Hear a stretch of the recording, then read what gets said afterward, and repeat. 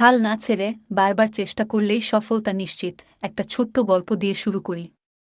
এক গ্রামে এক যুবক ছিল, নাম রাহুল। তার খুব স্বপ্ন ছিল বড় হয়ে একজন সফল ব্যবসায়ী হওয়ার। কিন্তু তার পরিবার ছিল একেবারে দরিদ্র, আর কোনো রকমের উৎসাহ বা সহায়তাও সে পেত না। রাহুল ছোটবেলা থেকেই জানত তার নিজেকে প্রতিষ্ঠিত করতে হবে, কিন্তু সে জানত না এই পথ কতটা কঠিন। একদিন রাহুল সিদ্ধান্ত নিল যে সে তার গ্রামের মধ্যে একটা ছোট ব্যবসা শুরু করবে। প্রথমে সে কিছু সাধ্যমতো পণ্য কিনে বাজারে বিক্রি করতে শুরু করল। কিন্তু শুরুতেই একদিন রাহুল বুঝতে পারল যে ব্যবসা চালানোর জন্য শুধু ভালো পণ্য নয়, ভালো সম্পর্ক গড়াও অত্যন্ত জরুরি।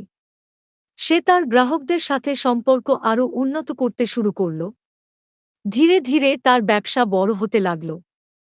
একদিন তার গ্রামের পাশের শহরে বড় একটি শপ খোলার সুযোগ এলো।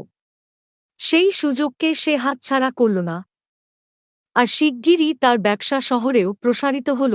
কিন্তু এখানেও থেমে যায়নি রাহুল। সে জানত এই সফলতার পিছনে সবচেয়ে বড় কারণ ছিল তার হাল না ছাড়ার মানসিকতা। বারবার চেষ্টা করার মাধ্যমেই সে আজ এখানে পৌঁছাতে পেরেছে। প্রতিটি